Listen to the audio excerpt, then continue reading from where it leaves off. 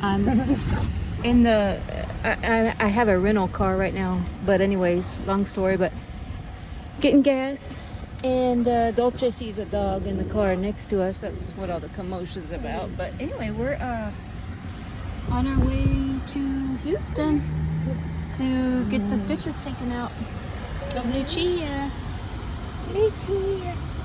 So she just went down for her nap. She's very active and healthy and doesn't seem to be in any discomfort at all. So her stitches are, her incision site is pretty much scabbed over. And so I took her, Ozzy. I've been taking her every 3 days to Houston to get her bandages changed. And they said on her last visit 2 days ago, they said next visit she'll get her stitches taken out. So we're excited. But yeah, I'm just gassing up. Yeah, Dolce is going crazy. She sees a dog in the car next to me. See, she's the one with the highest prey drive. Ozzy barked initially, but he kind of settled down. Got a little bit of a runny nose. I think Ozzy's a little under the weather. Not sure what it is. But I don't know if dogs get COVID. I've heard conflicting stories, but I had COVID about a week ago. And I'm wondering if it's just allergies or if he's a little under the weather. But it's very mild. He's eating and active, so. But anyway, I will see y'all in Houston in a minute. Okay. Oh yeah. I just stopped to get some caffeine. Got the back door open, or back window. And I'm about an hour from Houston. We're making progress. Getting sleepy though, but anyway, we're almost there.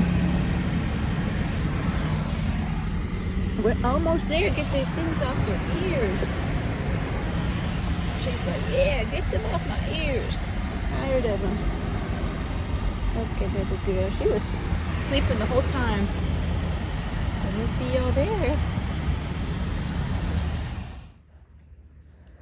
Well, good morning, y'all. We are one day past when I took her to Houston to get her staples out. She did get the staples out, but they wanted to leave the bandages on for one more week. I actually forgot that that's the protocol, what they do. It's been about 4 years since I got Dolce's. Not 4 years, I'm sorry. It's been about 2.5. No, maybe 3 now. Anyway, I forgot. So she does have her stitches out. Okay. Don't. Oh, look, see. Oh, Lord. I bought this cone for her because I don't like those big, heavy plastic ones. But as you can see, it's not the best. It does work occasionally, like when she doesn't put her foot all the way up.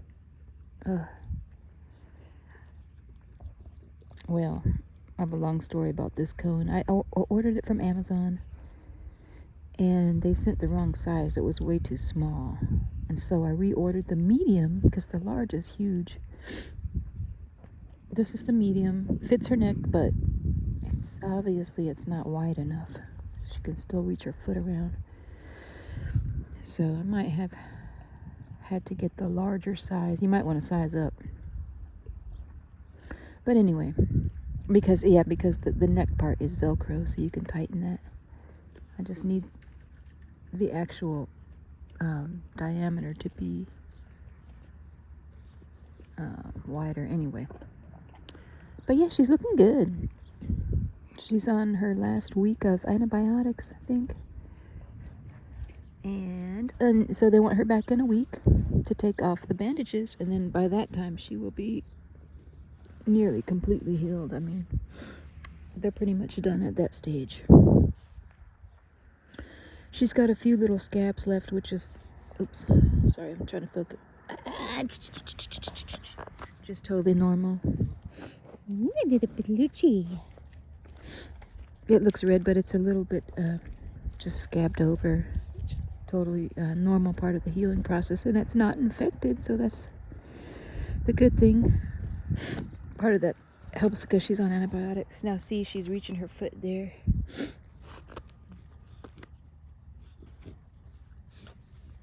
So sometimes it works and sometimes it doesn't.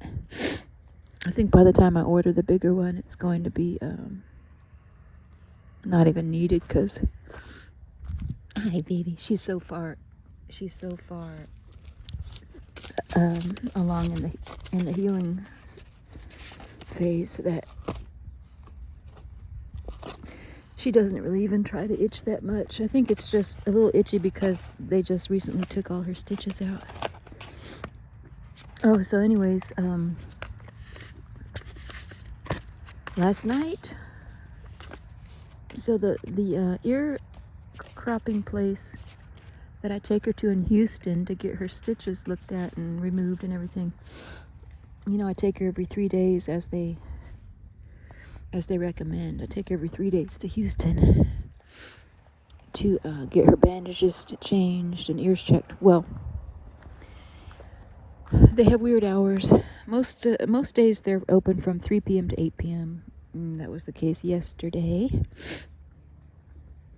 And which is great for me because it takes like 3.5, 4 hours sometimes to get there. So I got there last night about 7 p.m., an hour before closing, took the stitches out, everything was good. And I started my trek back home. Should have been home at 11 p.m., but that didn't work out because I got really tired along the way. I think part of that is just from recovering from COVID. They say that you get tired a lot more than usual. And I found that to be just mildly so for me. A lot of days I do have good energy, but for whatever reason, caught up with me yesterday, and I was driving home it was about 10 p.m. And I was like, oh man, I have got to pull over and get some sleep. So I pulled over at a truck stop. And I was so tired that I didn't even mind all the lights that were on. And I just crawled in the back of the 4Runner, which is a rental, long story on that. My 4Runner was totaled because I hit a deer. So I ended up just being able to rent another 4Runner because I knew it had the size in the back that I needed. So anyway, I get her playing. Isn't that cute? I crawled in the back and put Tux in the front passenger seat where the puppy was laying because she crawled in the back with me. So it was tight, but I was so tired that I just crawled on the sides near the tire hub, wheel well thing, and squished in there between the dogs and just crashed. But then the puppy was full of energy. She was crawling all over me and playing and trying to play with the dogs, and the dogs were riled up. So interesting thing is, I thought I would share this. This is very interesting. And kind of a good example of the Cane Corso. So as I'm sleeping, it's like 11 p.m. I think at night at the truck stop. It was about 70 degrees. It was beautiful. So I had my windows cracked, turned the engine off, crawled in the back to get some sleep. I thought maybe I'll just sleep for an hour. And anyway, the dogs had been sleeping up to that point the whole time. When the engine's on and I'm driving, they just go out like a light. They love it. It's like a den for them, and they go to sleep.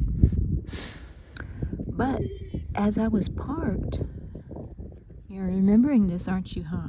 Remembering this story, Ozzy? As I was parked and trying to sleep,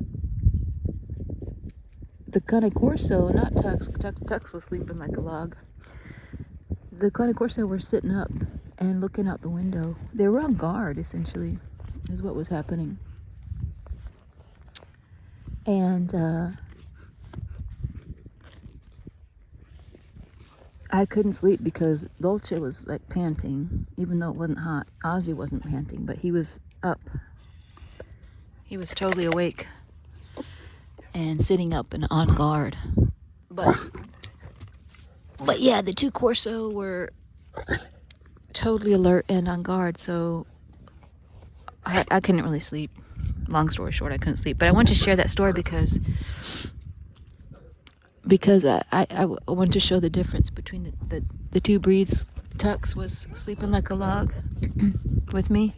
Although he probably, he's alert to sounds. So if someone came up, he would definitely wake up. But the Corso would not sleep. They would not even lay down. They refused to even lay down because they knew I'm in a vulnerable position.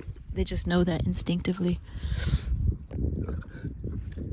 So very interesting and very cool. Just one of the many examples of what you can't beat this dog for protection. You just really can't. So anyway, yeah, I wanted to share that with you. And I woke up. I just woke up. It's about like 9:30 in the morning. I got home at 3 a.m. Oh yeah. So just wanted to add a little bit to that story. So I mentioned how I hit a deer. Thank goodness I did not have any of the dogs in the car with me. I was on my way to Austin to my sister's when I hit the deer. My mom had actually come to help watch the dogs for me because I was going to go somewhere with my sister. And just for like a couple days, she came to watch the dogs and she went to see the puppy. But thank goodness, man, I was just so relieved they were not in the car because they would have been injured, I think. So it was a huge buck, one of the biggest bucks I've ever seen, and it was very early in the morning, so it was dark out, and the fog was the thickest I've ever seen it. I was going about 60 on a highway, kind of a country highway, not the main highway, and all I remember seeing is all of a sudden there's this deer in the middle, just standing in the middle of the highway. And that's all I remember is the impact, and all my airbags went off. So I was totally fine. I got a bruise on my leg, but that's it. And so I don't know. I have to tell you that brand new 4Runner that I have is totaled, and the insurance is now assessing it as we speak. So I rented another 4Runner, which wasn't included in the insurance, by the way. That's out of my pocket. It's starting to add up pretty quickly. But good thing is I'm still on vacation or leave from work, so that helps a lot. Not to have to worry how to get to work every day. Although I have been going into work like at 10 p.m. just to get some administrative things done that I need to. I didn't go last night because I got home so late. But look at her. Dolce is the only one that lets her play like that with her. So interesting. So, but I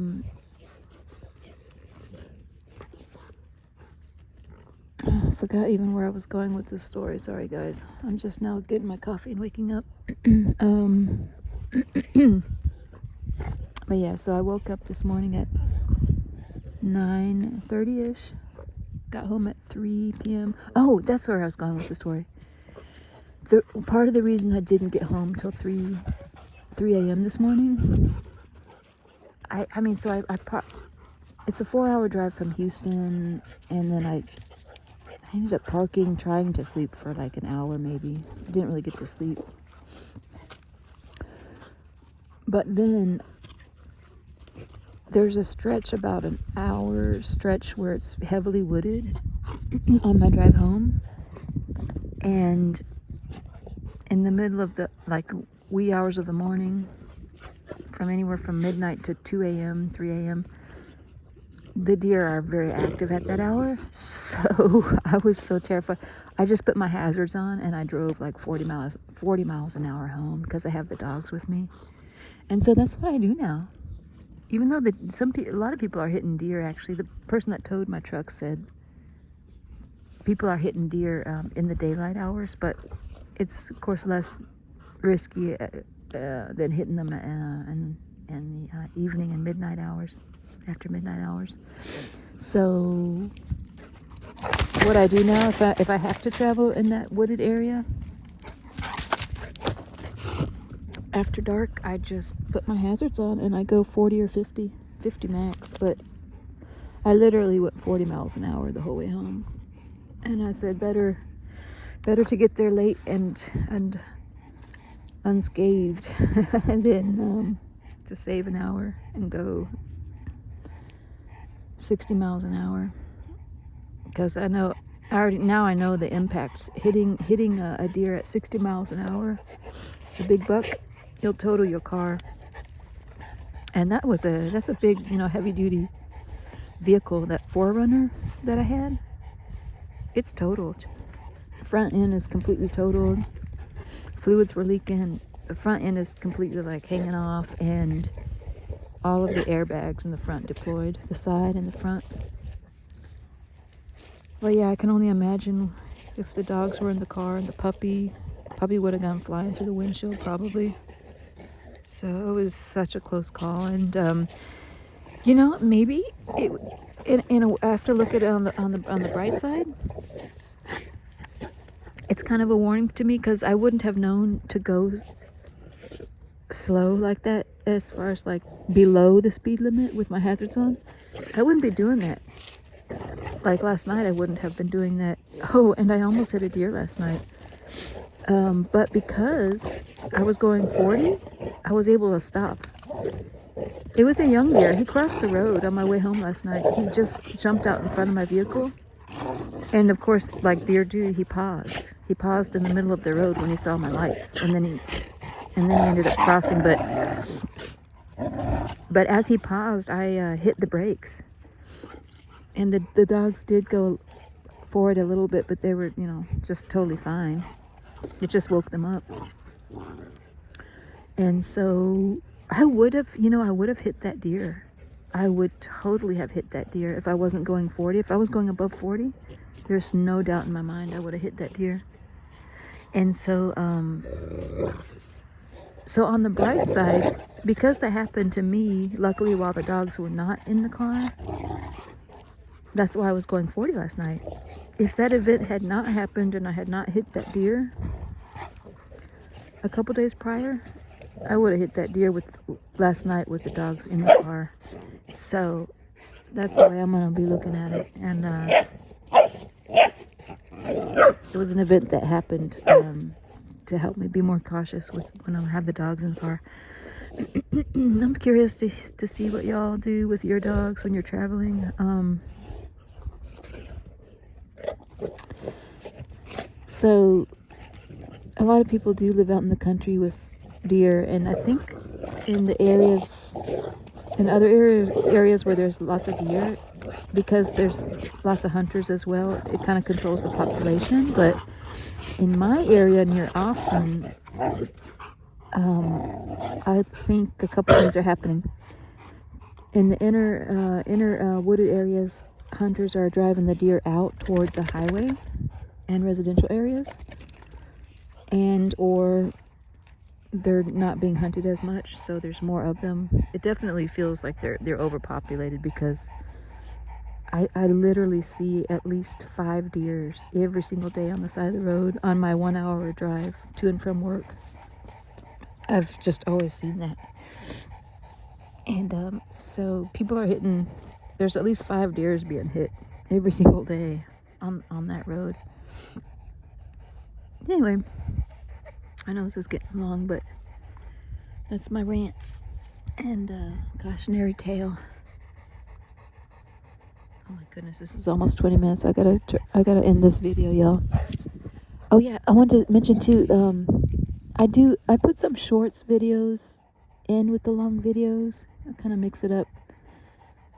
Because I know some people prefer shorts. Maybe it's a different different set of audience that likes the shorts. So I just reach more people that way. But I obviously didn't have time to upload a long video yesterday because of the drive out to Houston. But that's what I do sometimes when I don't have time to put a long video out. I'll just put a short video, and sometimes I'll put both. But well, anyway, I hope y'all are having a good day, and I'll update y'all on the puppy tomorrow. See what's going on with her tomorrow, and we'll talk to you later. Bye, y'all.